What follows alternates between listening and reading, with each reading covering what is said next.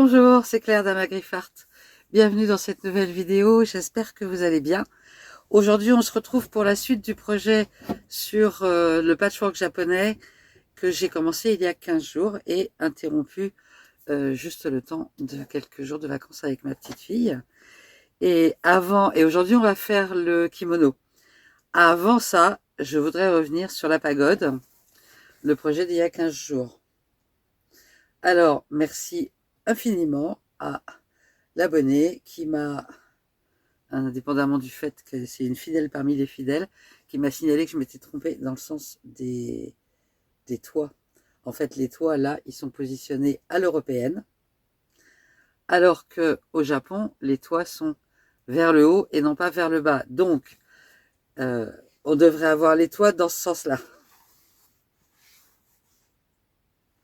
Et non pas dans ce sens-là. Donc, si vous voulez réaliser le bloc, j'ai mis un message en haut du descriptif de la vidéo pour vous le signaler.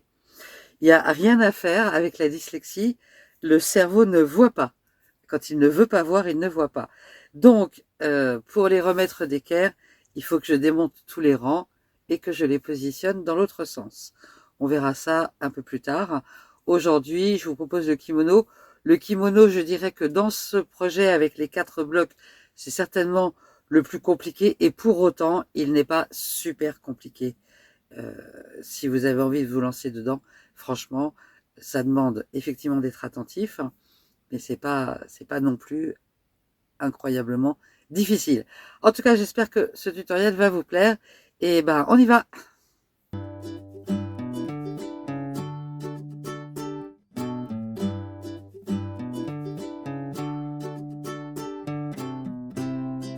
Pour réaliser le modèle de kimono qui est dans ce projet, vous allez avoir besoin de gabarits. Les gabarits, vous pouvez les trouver si vous téléchargez en suivant le lien que j'ai mis dans la barre de description. Vous pouvez télécharger le projet et vous aurez les gabarits. Attention à bien imprimer pour que ça fasse 1 inch. C'est le cas pour moi. Si je me mets sur une case de 1 inch, j'ai bien imprimé à 1 inch, c'est bon. Sinon, je vous mets les mesures. Les gabarits sont hyper simples à réaliser par soi-même. Pour les manches, on va avoir besoin d'un gabarit A et d'un gabarit B. C'est les mêmes en miroir. Donc, je vous ai donné l'intérieur là. C'est facile puisqu'en plus, on a un angle droit. C'est facile de tracer un angle droit avec un côté qui mesure 7 inch et demi, l'autre qui mesure 1 inch 3 quarts, et ensuite de tirer la ligne entre les deux, ce qui vous fait là un trait qui mesure 3 inch 1 quart. Idem de l'autre côté, inversé. Ici, on va avoir le 7 et demi, là toujours le 1 3 quarts, et c'est ici qu'on aura le côté à 8 inch 1 quart. Ça, c'est pour les manches. Et pour les deux côtés bas du kimono, on a, alors j'ai scotché ensemble, puisque ça dépasse une feuille, avec la bonne dimension bien sûr. Et je vous ai marqué là les dimensions. Même principe, un angle droit, hyper simple à réaliser par soi-même. En haut, ça fait 5 3 quarts de inch. Ce côté-là fait 10 inch et demi. Et celui-là fait 12 inch et demi. Le reste, c'est la marge de couture. Je vous ai indiqué pour exemple la marge de couture, mais ça n'a pas vraiment tellement d'importance. On peut la retracer soi-même. Donc, ce que l'on va faire là, c'est qu'on va découper nos tissus en fonction des gabarits. J'ai l'impression d'être dans le Dirgen, mais avec un modèle qui est bien plus grand que les petits blocs du Dirgen. Donc, la première chose à faire va être de découper nos gabarits en tenant compte de la marge de couture surtout. Mais je vais y aller beaucoup plus rapidement. J'ai un roller que je consacre au papier qui n'est pas pour le tissu. Et donc on est en ligne droite, ça va être beaucoup plus simple.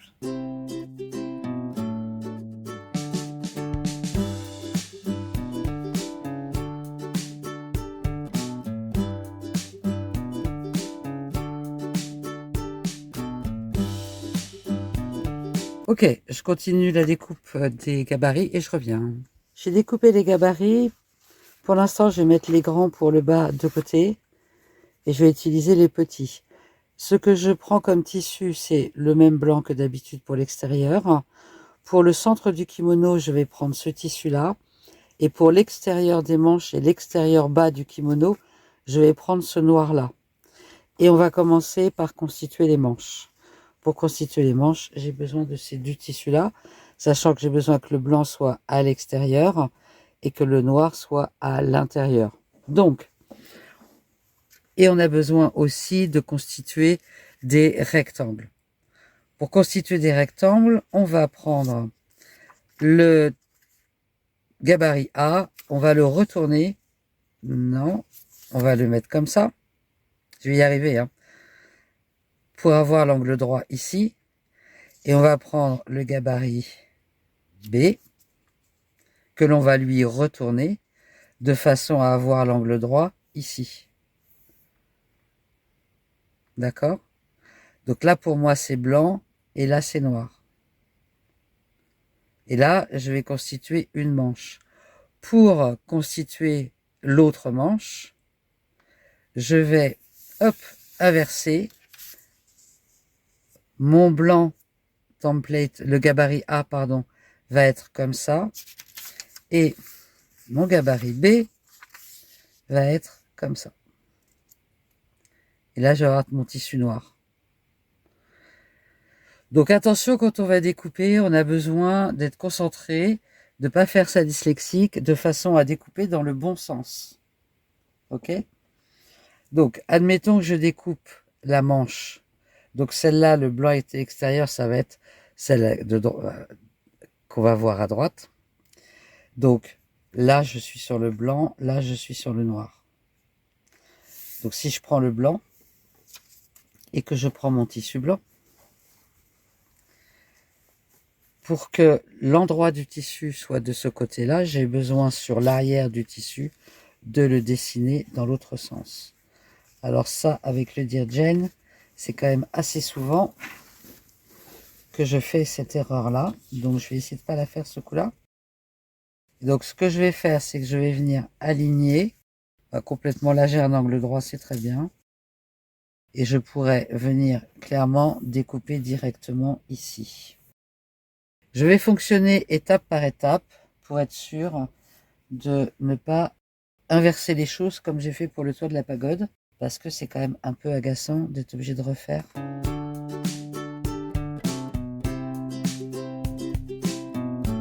Bon, je vais le tracer. Donc je prends un crayon à papier, sachant que c'est la couture, donc ça se verra pas. Et je vais le découper tout de suite. Ma marge de couture est incluse, donc j'ai pas besoin d'être plus que ça.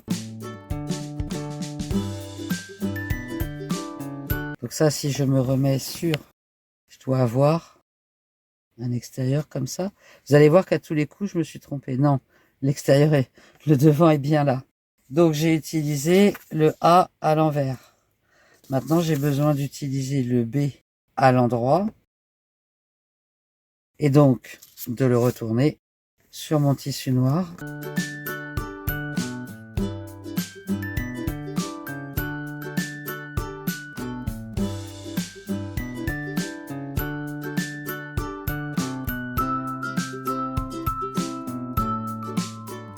Et donc, si je reprends ma manche, normalement, je dois être bien.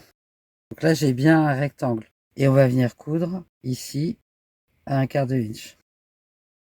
Si vous êtes à la machine et que vous pouvez utiliser le pied d'un 1/4 inch, parfait. Si vous êtes à la main, pensez à tracer la ligne de couture à 1/4 inch. Traditionnellement, on prend 0,7 cm. Ok, donc là j'ai la manche avec le blanc extérieur, donc c'est la manche qui va être sur la droite. Maintenant, manche de gauche. Alors, manche de gauche. Je veux mon angle droit ici et je veux l'autre angle droit là. Là le blanc pour moi, là le noir. Donc je vais mettre ça de côté. Pour avoir le blanc dans le bon sens, je retourne.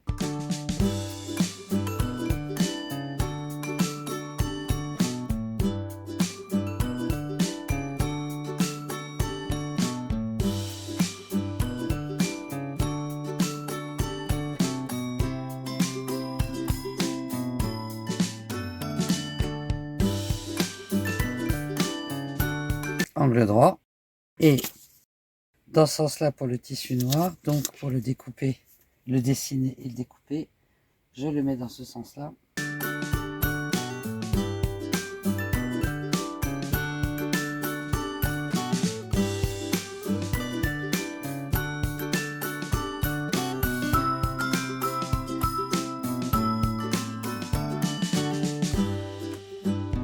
Et j'ai bien l'intérieur et l'extérieur comme il faut.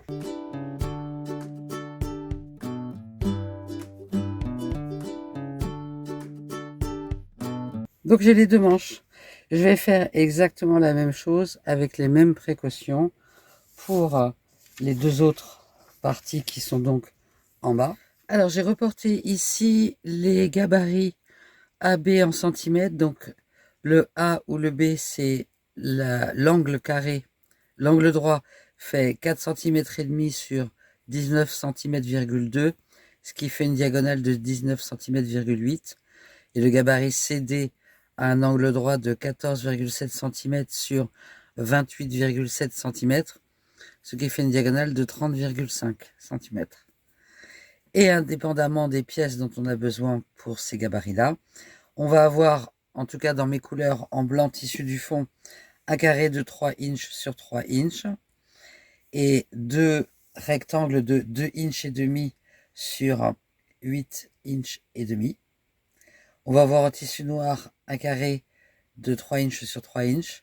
Et dans ce qui pour moi est le bleu à motif, on va avoir deux rectangles de 4 inches sur 8 inches et un rectangle de 9 inches sur 18 inches et demi. Les mesures en centimètres. En blanc, un carré de 7,5 sur 7,5. Un carré de 7,5 sur 7,5 en noir. En blanc, deux rectangles de 6,5 cm sur 21,7 cm. Et dans mon tissu bleu à motif, deux rectangles de 10,2 sur 20,4 cm et un rectangle de 23 cm sur 47,2 cm. Tout est découpé de mon côté. Toutes mes découpes sont faites. Ce que j'ai fait en plus, parce que j'assure, je voulais assurer la précision, j'ai repris mes gabarits et j'ai tracé l'intérieur en fonction du gabarit. C'est-à-dire que j'ai découpé la couture sur mon gabarit, la marge de couture, de façon à le reproduire. Et je l'ai reproduit partout pour être certaine, parce que j'étais pas toujours certaine d'avoir une marge correcte. Et j'ai bien fait, ma marge n'est pas identique partout. Donc je l'ai fait pour cela. Donc pour les quatre, les manches et les parties du bas.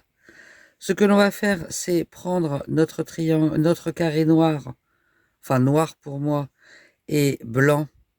On va tracer une diagonale sur le carré blanc, correctement les aligner, et on va venir coudre à 1/4 de inch ou 0,7 cm de chaque côté de cette diagonale pour composer deux half square triangles.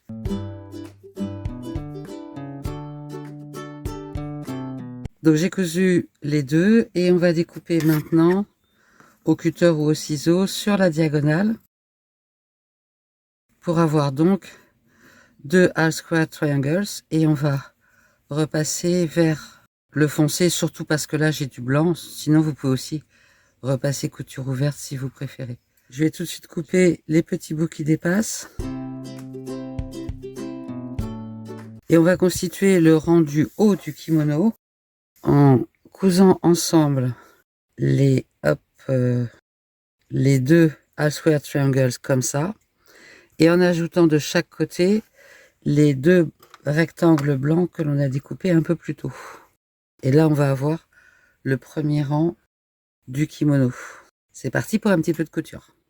Voilà, le premier rang est cousu, on va le mettre de côté et on va faire les manches. Alors pour faire les manches, on va prendre nos deux blocs comme ça. J'ai bien laissé épingler pour savoir où j'allais faire la couture. Si vous avez vraiment bien découpé une marge à 1/4 de inch, vous pouvez simplement aligner et coudre. Je ne suis pas tout à fait convaincue de mon alignement, donc vous voyez, il y a un tout petit écart. Alors il n'est pas très grand l'écart, mais je vais quand même aligner correctement comme ça, avec quelques épingles, et je vais coudre sur la ligne que j'ai tracée au crayon sans tenir compte cette fois de mon pied, puisque je suis sûr que la ligne que j'ai tracée à l'intérieur, c'est la ligne qui correspond au gabarit lui-même.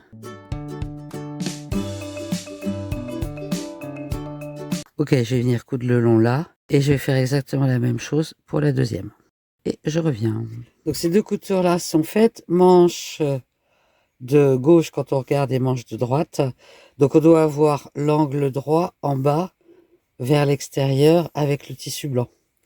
Ce que l'on va faire maintenant pour constituer la suite des manches, c'est on va venir coudre ça ici et on va venir coudre ça ici.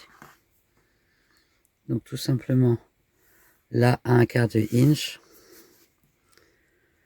et là à 1/4 de inch. Donc voilà ce que ça donne, toujours l'angle droit à l'extérieur avec le tissu blanc. On va mettre ça de côté un tout petit peu pour se consacrer au bas. Et pour le bas, on va faire exactement la même chose que pour les manches. On va venir coudre à 1/4 de inch notre diagonale entre les deux tissus et on va faire ça pour les deux. Donc les deux sont cousus. Ce qu'on va faire maintenant, c'est qu'on va venir coudre les manches en haut de ces blocs-là. Et on va faire avec le tissu qui va être aussi au centre, on va le mettre à l'intérieur et on va venir coudre ça ici. Et pareil, là, le blanc est à l'extérieur, le tissu qui va aussi constituer le centre est à l'intérieur. Une fois qu'on a cousu ces deux pièces-là ensemble, ces deux-là ensemble, on va prendre la pièce du centre et on va venir coudre sur la longueur. À droite, cette partie-là, toujours avec le blanc à l'extérieur, et à gauche, cette partie-là, toujours avec le blanc à l'extérieur. Donc tout le corps du kimono est maintenant terminé. Ce qu'on va faire maintenant, c'est reprendre la bande qu'on a fait tout à l'heure et on va venir la coudre en haut. Ici tout le long, pensez à bien centrer le col, puisque là c'est le col, sur le centre du kimono, surtout sur le panneau central, de façon à ce qu'on ait bien un bel alignement. Et le kimono sera terminé.